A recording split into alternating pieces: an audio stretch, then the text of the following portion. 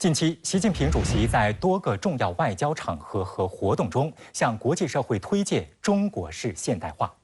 10月25日，国家主席习近平在人民大会堂同来华进行国事访问的哥伦比亚总统佩特罗举行会谈。期间，习主席深刻阐述中国式现代化的本质内涵。习近平强调，中方支持哥伦比亚独立自主探索符合本国国情的发展道路，支持哥伦比亚和平进程，希望哥伦比亚早日实现全面、持久、可持续和平。相信中国高质量发展和现代化进程将为包括哥伦比亚在内的世界各国带来发展新机遇。中国式现代化获得越来越多外国政党政要以及友好人士的认可和探究。那么，中国式现代化对实现世界现代化又具有怎样的重要意义呢？一起来洞察关键。2023年全国两会闭幕后，从密集会晤多位来华访问的外国领导人和国际组织负责人，到对俄罗斯进行为期3天的国事访问，再到主场开展双多边外交活动。习近平主席会新朋晤老友，引领中国外交在新征程上阔步向前。中国式现代化成为习近平主席两会后外交时间多次提及的高频词。他强调，这将为世界各国带来新的发展机遇。访华的国际政要从中国的发展中看到了中国式现代化的强大生命力。法国总统马克龙表示，中国式现代化发展模式令人钦佩。塞尔维亚总统武契奇说，中国模式不仅是西方以外的另一种选择，而且逐步成为更为理想的发展模式。俄罗斯联邦共产党中央委员会主席久加诺夫认为，中国式现代化的成功经验将为更多国家和人民开辟通往美好未来的道路。10月18号，国家主席习近平在人民大会堂出席第3届“一带一路”国际合作高峰论坛开幕式，并发表题为“建设开放包容、互联互通、共同发展的世界”的主旨演讲。在主旨演讲中，习近平主席提到世界现代化。习主席指出，我们追求的不是中国独善其身的现代化，而是期待同广大发展中国家在内的各国一道，共同实现现代化。世界现代化应该是和平发展的现代化，互利合作的现代化，共同繁荣的现代化。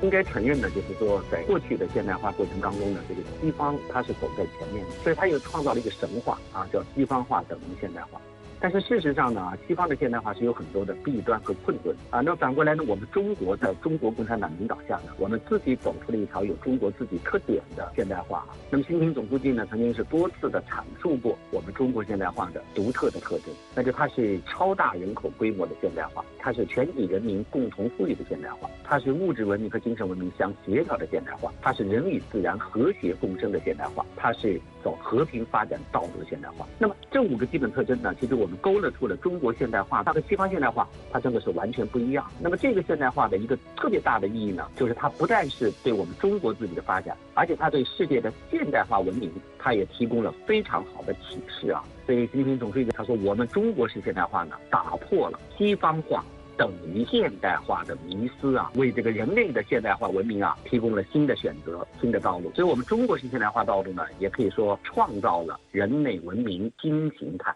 敢闯敢拼，先行先试。在过去的40多年里，深圳近乎完美地诠释了中国式现代化的发展逻辑。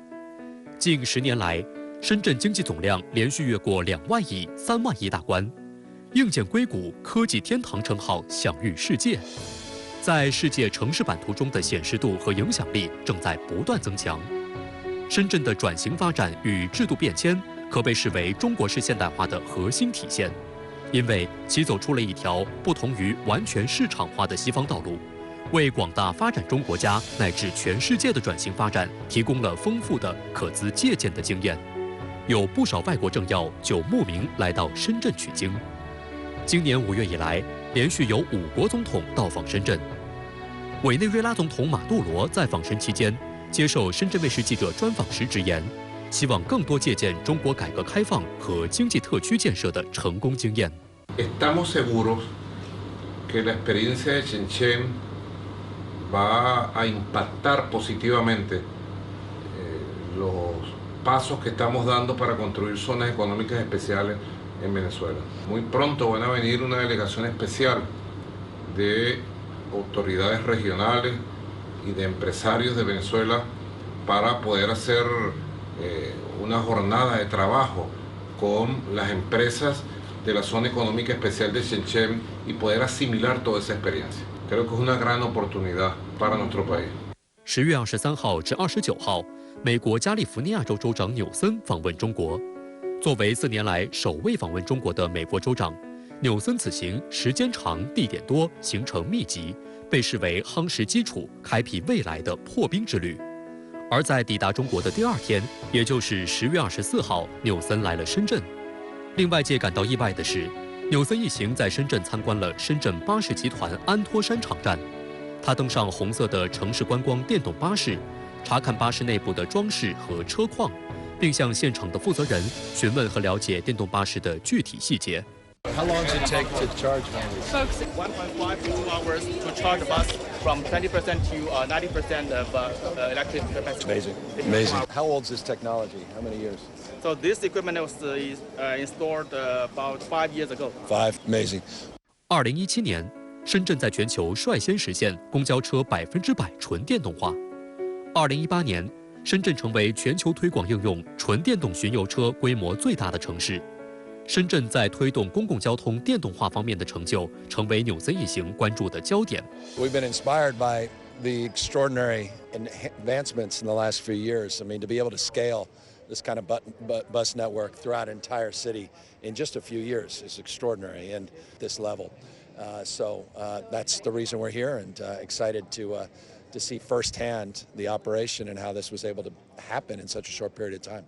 据了解，安托山场站是深圳巴士集团的10大最美场站之一，也是深圳巴士集团最智慧的一个场站，配备了非常先进的智慧化管理系统，设有深圳巴士集团独自打造的智慧调度管理中心。纽森在现场与州长办公室高级气候顾问桑切斯还试乘了比亚迪仰望系列电动车，体验了这辆汽车原地360度掉头的黑科技后，赞不绝口。You're taking this back to Sacramento? No, I want 2 of them. How do you think of this technology? I mean, it's. I've been in a lot of electric cars. This is another leap in the technology. I mean, next level leap, and I did not expect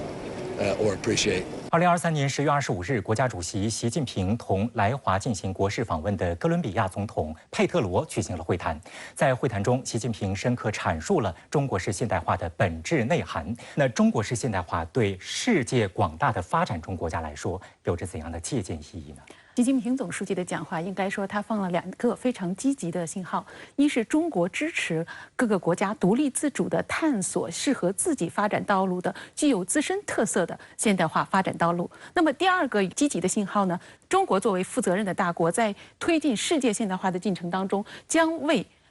世界现代化提供中国智慧、中国力量和中国方案。在前一天，2023年10月24日，国家主席习近平向纪念新城汇融周边外交理念提出10周年国际研讨会发表书面致辞。习近平强调，我们将推动新城汇融理念新的发展，让中国式现代化更多惠及周边，共同推进亚洲现代化进程，使中国高质量发展与良好周边环境相互促进、相得益彰。那张先生，在强调这个中国式现代化整个推进的过程当中，为什么我们要着重的强调惠及周边国家？这个中国式现代化与中国的周边外交是不是也有很大的关联？我们周边的这些国家是我们搬不走的邻居啊。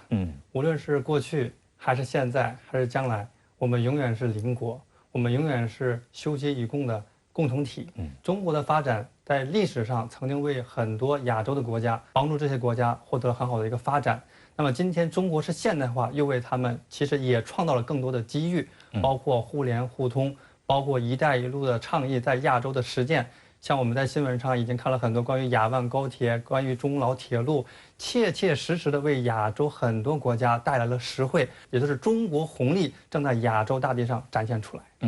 在不久前北京举行的一带一路国际合作高峰论坛上，习近平主席首次提出，各国应该携起手来，实现和平发展、互利合作、共同繁荣的世界现代化。那么，世界现代化是一个什么样的现代化？中国式现代化与世界现代化是一个什么样的关系？中国式现代化首先是世界现代化的重要组成部分，但是这个组成并不是说依附、复制、照搬照抄已有的现代化模式，而是通过自力更生，探索出符合本国国情的道路，从而实现了世界现代化发展的社会主义转向，由原来的资本主义单线程现代化变为了社会主义与资本主义两种现代化方式并驾齐驱的多线程。以深圳为代表的经济特区是中国式现代化的重大举措。作为中国式现代化的重要代表，今年以来，包括赞比亚总统希奇莱马、委内瑞拉总统马杜罗、匈牙利总理欧尔班等多国领导人，以及美国加州州长加文纽森等外国政要，都是争相来深圳参观访问。张先生，您有没有注意到这些非常重要的大人物来对深圳的这个访问？我不仅注意到了，我相信很多人都注意到了。你看，这里面有发展中国家领导人，也有一些发达国家的一些重要的一些政治人物，他们选择深圳是有原因的。我们知道，深圳在40年前是一个小渔村，默默无闻。那么，在美国也好，在很多其他一些地方，40年前已经涌现了很多有基建的大城市。但是今前40年，深圳都已经崛起到跟他们那些世界上大城市，应该说在同样的一个层次上。这无疑是世界城市发展史上的一个奇迹，它背后是一定要有一种制度的支撑、国家发展模式的支撑和党的一个系统性的一个领导的一个支撑。所以从深圳的发展这个案例出发，无论是发展中国家还是发达国家这些领导人，他们看到了中国的力量。他们看到中国人民的力量，看到中国模式、中国道路的力量，看到这背后能够为他们这些国家解决自身，比如说城市发展的问题、经济发展的问题、人与自然和谐共生这些问题，能够提供哪些借鉴？我相信未来会有更多的领导人来深圳看一看，来深圳走一走，来感受中国式现代化这种独特的魅力。因为刚才其实张老师也提到了，就是深圳在中国它这个特殊的地位。当人们谈到发展，当谈到发展速度的时候，谈到这个经济的时候，首先看的是深圳。所以深圳其实就是中国的排头兵，也是中国发展、经济发展、社会发展、人文发展的一个缩影和代表。所以当世界看中国，那就要看深圳。这也是为什么我们说这么多的国家领导人这么高度关注中国的发展，世界各国也为什么这么高度关注深圳的发展？因为深圳代表了中国速度，代表了中国的发展，代表了中国的发展力量的一个展示。现代化概念最早出现在18世纪60年代的英国工业革命。从人类现代化的发展时序来看，现代化始于欧美资本主义国家。长期以来，西方主导了现代化理论范式和叙事体系，垄断了现代化话语。一个美国学者曾说，一个国家哪怕表面上成为现代国家，只要文明内核没有西方化，就不是真正意义的现代国家。然而，中国式现代化打破了现代化等于西方化的迷思，展现了现代化的另一幅图景。那么，中国式现代化与西方现代化究竟有哪些区别？我们又该怎样理解中国式现代化道路对西方单线进化论的解构与超越呢？一起来洞察关键。世界将向何处去？人类文明将选择何种发展途径？一些仿效欧美现代化模式的发展中国家，并没有取得预期的成功。比如，拉美国家的现代化运动已经持续了1个多世纪，至今仍深陷拉美陷阱之中。而非洲国家的现代化之路同样困难重重。Il est important dans cette prestigieuse et influente assemblée que l'on comprenne clairement que l'Afrique des papas.La vieille Afrique, c'est terminé. 当地时间9月21号，几内亚过渡总统马马迪·敦布亚在联合国大会一般性辩论发表讲话时就直言，西式民主模式不适合非洲，西方应当停止对非洲国家的说教。敦布亚认为，非洲人民足够成熟，能够设计出适合自身的治理模式。那西方在这个现代化的进程当中呢，我们说它确实是有巨大弊端的。比如说，它首先呢，它是少数人的现代化；其二呢，它也是两极分化的现代化。而且还有一点特别值得一说，就是发达国家呢，它尤其是这些资本主义国家，它进入到帝国主义阶段以后啊，它实现了一个叫做国际剥削的这种转移，就是他把原来可能主要的两极分化是体现在他在国内对本国的劳动人民、工人阶级的这个剥削啊。但是最后随着他整个国家因为率先进入现代化嘛，他就利用这种现代化的先发优势，然后把这种两极分化、把这种剥削，他就转移到国际上更多的这些发展中国家，就是还没有实现现代化的国家身上啊。这就是我们大家经常说到的一句话嘛，就是薅羊毛。所以这些的资本主义现代化的弊端呢，也注定了这个现代化的道路啊，它不可能是人类现代化的我们说人间正道。深圳卫视执新闻记者多次对话香港中文大学深圳教授、前海国际事务研究院院长郑永年，解码中国式现代化如何努力破解人类发展种种难题，为人类发展道路提供新的选择。郑永年教授指出，中国式现代化最鲜明特征就是中国式。像中国这样既向世界接轨获得现代化，又保持独立的主权国家是很少的。当我们说中国式现代化，现在看来这几个字好像说得很容易，其实是不容易，非常不容易。不用说这个中国了，整个的世界范围内，因为现代化我们知道是从英国工业革命以后开始的，所以西方先发展起来，西欧啊、北美啊，又扩散到世界其他地方，对吧？这叫工业化、现代化。这样的情况下呢，就是现代化的一些国家变成发达国家、先进国家，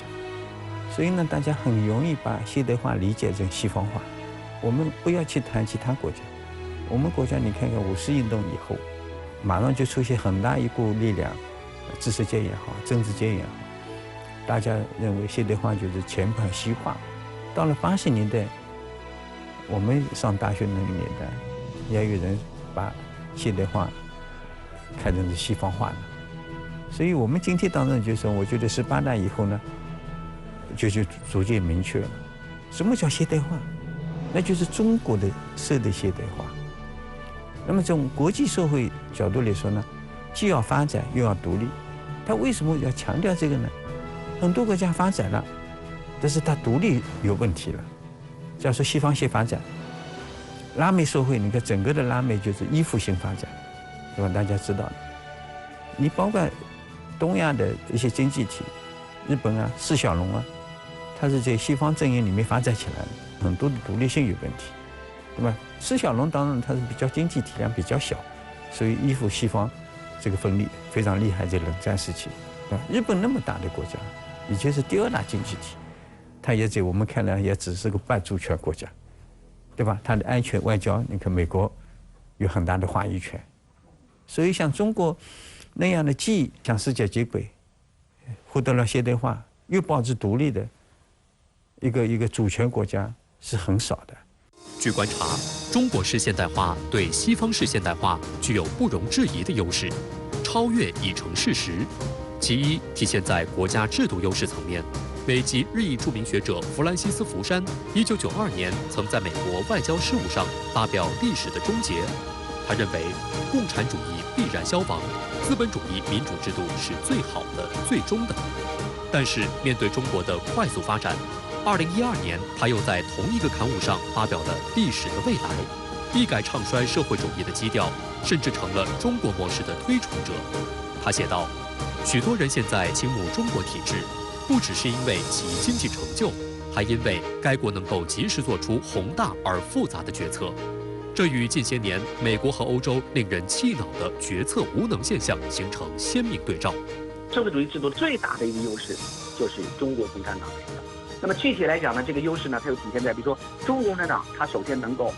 叫做铆定战略目标，行稳致远。你比如说我们从上个世纪的50年代，我们开始制定我们国民经济发展的5年计划，到现在你看我们已经是“14五”规划了，从不松懈，不断前进。你比如说我们的制度有一个特点叫集中力量办大事。比如说现在面临西方对我们的一些卡脖子，但是呢，我们可以利用我们这个制度优势，就是集中我们的人才、我们的资金，是吧？等等，过去我们的2弹1星啊，都是这样一种集体协作，最后实现的。所以这些优势呢，我们说都是我们中国式现代化的独特优势。事实上，政治上的极化竞争严重影响着西方国家的治理。例如，在刚刚过去的10月，美国众议院便因为议长之位的难产而陷入了长达3周的群龙无首。此前，美国众议院在当地时间10月3号以216票赞成、210票反对的投票结果，罢免众议院议长麦卡锡的职务。在三权分立的美国，众议院的议长大权在握，是仅次于总统、副总统的第3号人物。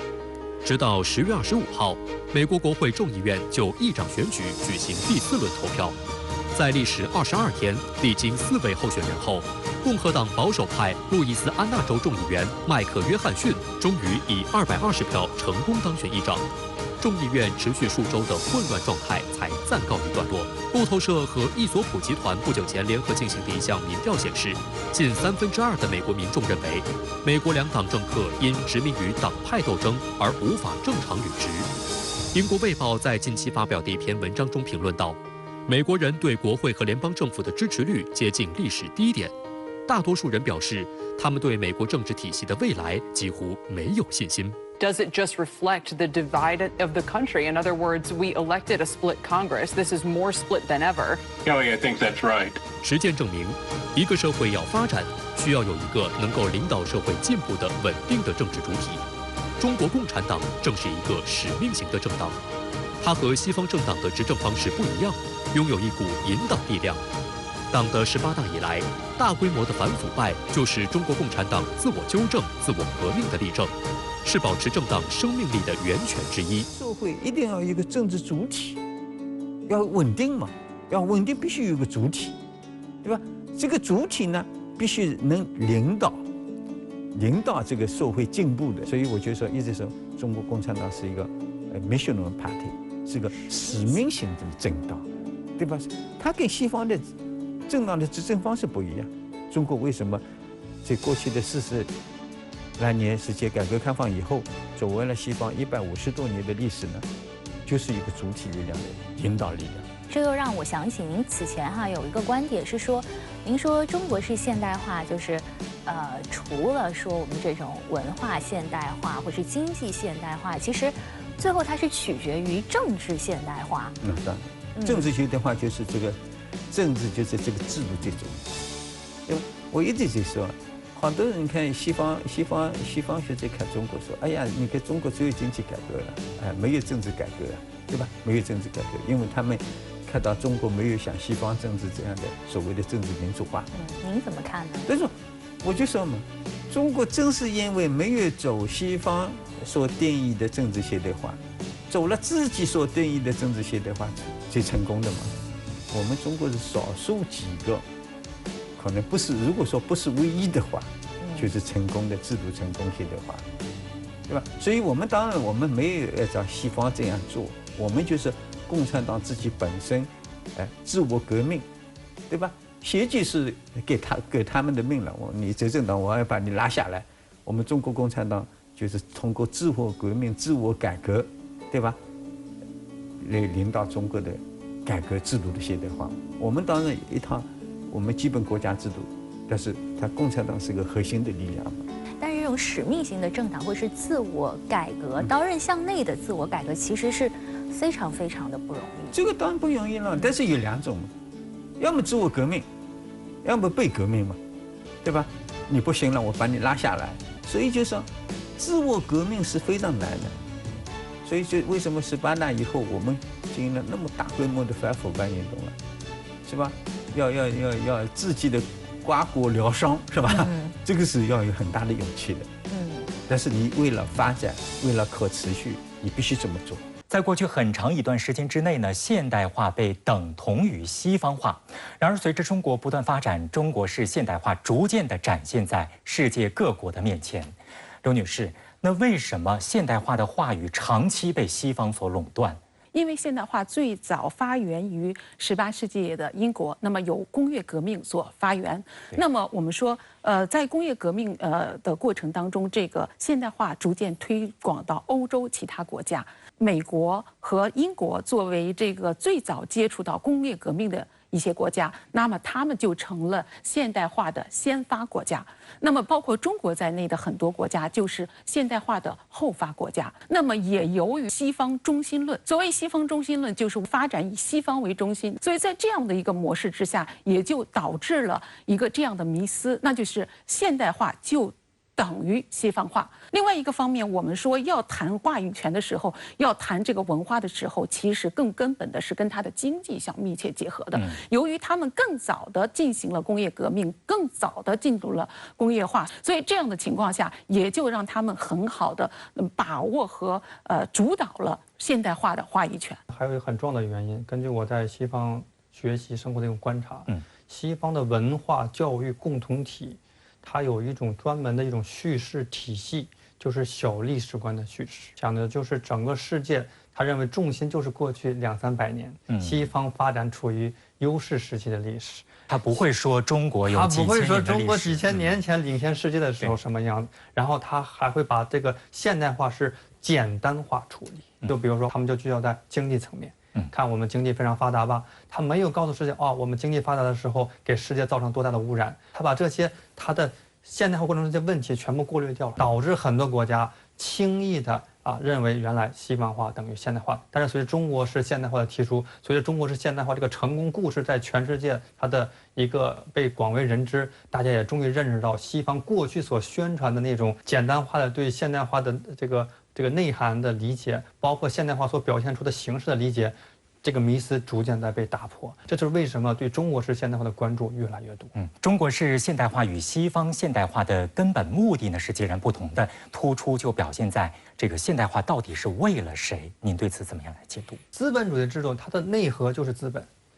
为了满足资本的扩张，为了满足对利润的无限的一个追求，所以他把人的位置排在资本之后。我们是以人民为中心，我们是人民至上的，人民为中心的一个，无论是治国理政还是我们整个我们党治政的理念，包括在我们经济建设的过程中，必须是把人民的位置摆在最前面。党中央有明确的说法，叫遏制资本的无序扩张。为什么？要确保人民的利益永远是在第一位的。总书记也强调，我们坚持人民至上理念，突出这个现代化方向的人民性，这个核心要义就在这儿。我们恰恰需要依赖人民，依靠人民，这样我们才能为了人民实现中国式现代化。中国式现代化它的一个成功，恰恰体现了中国人民的成功，是中国人民、中华民族今天在世界上大放异彩的一个中国式现代化的结果。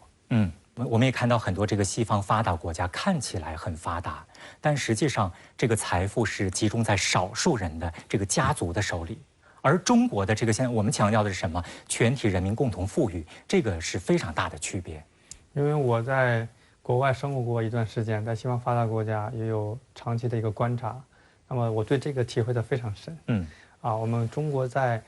完成前所未有的人类史上的减贫壮举的过程之中，我们看到全世界都在承认它，连联合国的秘书长古特雷斯都说，中国为世界的减贫事业做出了奇迹做出了前所未有的贡献。但是你看西方国家，包括美国，所谓世界上最发达的国家，西方的领头羊，但是恰恰它内部的治理，大家也从各种的渠道、各种新闻看到，内部治理很多问题，社会极度的撕裂，包括很多这个社会运动，所谓的我们是99%，你是1%，1%的人占据了美国绝大多数的社会财富。经过这几年，好像这种差距更大了。西方学者自己都在认识到这个问题法国的学者皮凯蒂他就专门写了一本书，就是在讲西方发达国家，尤其是随着新自由主义的扩散，随着金融市场把富人的财富那种放大效应更加进一步拉开了普通的工薪阶层和那些这个代表权势的一些资产阶层他们这种财富的那种差距，而且这种差距已经达到了一种惊骇的程度。而且西方的政客也好，西方的政治体制无力解决这个问题，甚至已经试图回避这个问题，比如说转嫁矛盾，通过其他方式来让这些西方国家的民众不要思考这些问题，他这种鸵鸟政策认为这些问题压根都不存在。在经济全球化遭遇逆流、西方现代化老路遇到瓶颈之际，中国式现代化注重造福于民，着力于实现社会平等，致力于维护多边主义，助力解决经济发展、环境保护、气候行动和共同繁荣等问题，走出了一条现代化的新路径。当然，西方媒体在讲述中国式现代化时，难免带着偏见，戴着有色眼镜。中国如何帮助全球民众更好地了解中国式现代化？讲好中华民族为什么行的生动故事，还有哪些创新的表达与叙述？党的20大报告提出后，中国式现代化成为了全球媒体热议的关键词。有分析统计了党的20大开幕至今年10月底，美国、英国、澳大利亚等15个国家的主流媒体关于中国式现代化的报道，共有高达6300篇，每日平均近400篇。其中，以美国为代表的西方英文媒体报道数量最多，其次为亚洲相邻国家媒体。这些媒体报道不仅仅聚焦党的20大，有大量报道分析了中国式现代化对中国及世界发展产生的远景作用。美国公共电视网就对中国式现代化分析为：中国将坚持走自己的道路，不会借鉴西方的措施或治理方式。华盛顿邮报的报道中则表示，中国式现代化象征着中国共产党已经以其独特的现代化道路为人类创造了新选择，这是一种西方式文明的替代。印度英文媒体《印度斯坦时报》将中国式现代化解释为在不遵循发达经济体经济和政治政策的情况下，努力实现高收入。英国广播公司则称，为实现中国式现代化，中国正在推动高质量发展，包括在经济、民生以及环保、科技、工业化等方面。在这些报道中，阿联酋、巴基斯坦等“一带一路”共建国家对于中国式现代化的好感度最高。阿联酋媒体《海湾时报》、迪拜论坛等积极转载新华社、环球时报英文版文章，肯定中国式现代化的全球意义，认为中国式现代化道路将对世界产生深远影响，造福人类。巴基斯坦媒体则不仅赞扬中国式现代化所取得的成就，更从中巴友谊视角出发，称巴基斯坦可从中汲取灵感，推动两国进一步合作，为解决粮食安全、气候变化等全球问题贡献力量。巴基斯坦。proceso de modernización china está demostrando que no hay una modernización idéntica, igual para todos los países. El proceso de modernización depende de las características particularidades de los países. Es un proceso en China que se enfoca en las características propias del país, en los recursos propios del país y además en el modo de relacionamiento de China con el resto del mundo. 英国泰晤士高等教育从教育的视角出发，认为创新是中国式现代化建设的核心。中国大学将通过教育推动创新发展。法国媒体 Central Charts 转引中国科技日报的文章，认为中国在过去10年里取得了巨大成就，这些成就将为中国式现代化道路提供前进动力，也为世界各国发展创造机遇。新加坡学者陈光炎将中国称作带动亚洲经济前进的火车头。他表示，中国经济的发展对东盟各国都有非常正面的影响。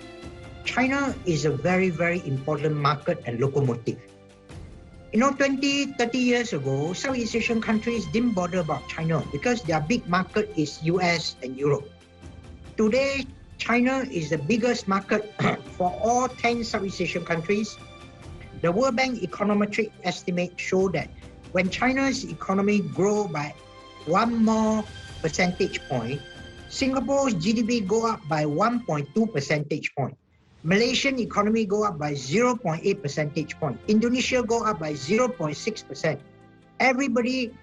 is now linked to China. 在陈光炎看来，精准扶贫、共同富裕都是促进中国社会稳定的关键政策基础。他坦言，新加坡有许多地方需要向中国学习。And one of the biggest change in the last 15 years was China's rising confidence. In year 2000, China's GDP was only 12% of the US GDP. It was only slightly bigger than New York State, and Texas. But today, China is 77% of US GDP. China's GDP is equal to whole of Asia. Japan, Korea, Southeast Asia, and India all combined together is still smaller than China. So China has become much stronger and of course is more assertive 英国剑桥大学政治与国际关系系前高级研究员马丁·雅克就谈到，习近平总书记提出的共同富裕目标将推动中国成为一个更加公平的社会，这是西方国家没有做到的。Inequality is one of the great questions of our time. If China can find a way of successfully addressing inequality in the way it has conquered extreme poverty, such a fairer and more inclusive modernity will have an enormous global impact. 中国式现代化的重要价值是为非西方国家提供了一种立足基本国情、坚守独特文化的创新发展道路，鼓励各国在借鉴他人经验的基础上，探索适应本国的现代化创新模式。印度新德里电视台引用习近平总书记在报告中强调的“中国式现代化为人类实现现代化提供了新选择”的观点，将中国式现代化视为在全球范围内可借鉴、可推广的现代化方案。斯里兰卡学者亚西鲁·拉纳拉贾表示，中国式现代化的影响已经惠及世界。So the positive impacts of Chinese modernization have flown to the much wider scope of the world, even Africa, Asia, and that have even reached the European continent. Apart from that, port development in Sri Lanka through Chinese modernization has given massive amounts of benefit. If you take the CICT terminal in Sri Lanka, now is bringing over 50% of traffic to the Colombo port. And it contributes to the Sri Lankan economy. 2022年党的20大召开前后，全球媒体对中国式现代化产生的意涵进行了广泛的报道和分析。据统计，2022年10月下旬，全球15个国家就有超过6300篇相关的报道，其中绝大多数国家的报道都是持支持或者是中立的态度。为什么大家对这个中国式现代化产生了如此浓厚的兴趣？中国式现代化，它是构成了世界现代化这样一个新的一个列车，它给了更多的发展国家登上这个列车的一个机会，给了更多这个国家的人民看到了走上现代化道路的一个希望和信心，所以他们非常迫切想了解我们中国式现代化为什么能成功。中国式现代化能为其他国家提供哪些借鉴意义？我们的现代化是在推动人类命运共同体。我们说我们的现代化不是一个国家富有的现代化，也不是一个地区富有的现代化，而是全社会、全人类共同富有的现代化。那么这个现代化是一个什么样的现代化呢？就是全体人民共享现代化的成果，全体人民共同拥有和共同来推进现代化的一个过程。所以这也就是我们中国式现代化就是一个全人类共同富裕、共同享受现代化成果的一个现代化。中国式现代化打破了长期以来西方文明对于人类文明发展道路的垄断，对于全球来说，是否具备推广和复制的可能性？如果是好东西，大家都想要，大家都会去学习，大家都会去了解。其实，在过去几年已经掀起了一个热潮，就是了解中国如何在这么大一个国家消除绝对贫困。已经有很多发展中国家派代表团，派一些学习的一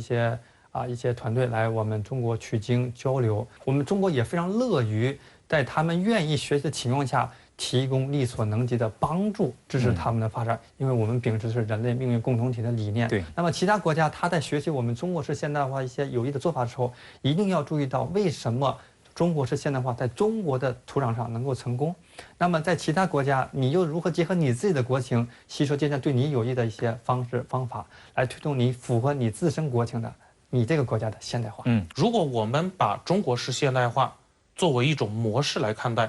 这种发展模式不可以复制，因为中国式现代化的本质是中国共产党领导的社会主义现代化。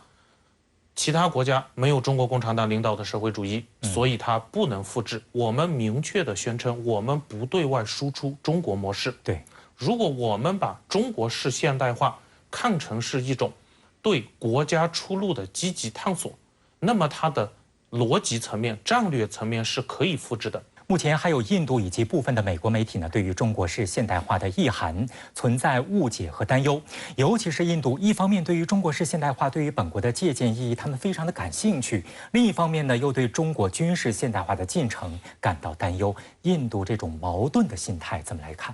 其实印度存在的这种矛盾心态，应该不是一个个别国家的心态，它应该是部分国家都存在的这种心态，有代表性。对他们，第一方面就是对于西方现代化的恐忧还仍然存在。因为西方现代化，它是一个殖民的现代化，也是一个我们说充满了残杀和殖民的现代化。它有惨痛的历史，它有惨痛的历史，给它留下了非常惨痛的伤害。中国式现代化发展的理念、发展的道路，让印度看到了一种希望。但是这种希望和过去的那种惨痛在交织的过程当中，让他们非常的纠结。比如他不理解我们为什么说我们是走和平发展道路的现代化。他不理解我们的承诺，我们不会走国强必霸的老路。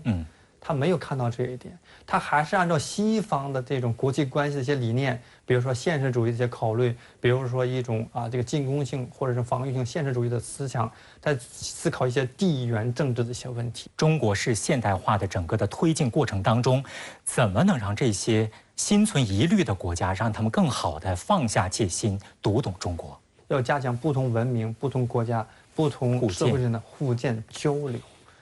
如果没有这种交流，没有广泛的了解，这种隔阂可能还会存在。所以你看到我们总书记非常强调，不要筑墙，而要什么？而要修路，而要修桥，而要互联互通。实际上最终是什么？人心相通。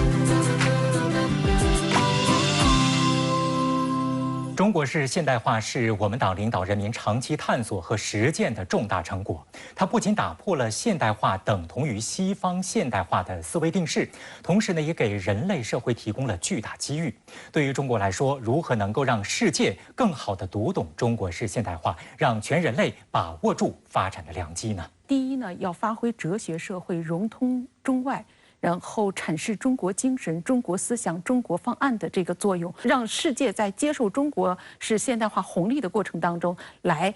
理解和接受中国式现代化，然后共同构建人类命运共同体。用习近平总书记的话来讲，我们要打造一系列融通中外的新概念、新范畴、新表述，用世界能够听得懂的语言讲述中国式现代化。把中国式现代化理论推向世界，提升中国式现代化理论在世界范围内的知名度，从而彰显中国式现代化的影响力。更重要的是让切切实实的世界看到中国式现代化它的丰硕的成果，看到我们中国包括像深圳的发展在内，它展现出的这种生机与活力，确实干出成绩了，确实看到了中国式现代化的实实在在的成果。世界很多地方出现了一些动荡，中国的稳定，中国的发展自身，它就在为世界的稳定、世界的发展贡献力量，而且也为那些想追求和平发展的国家带来更多的这种希望，提供了更多的机遇。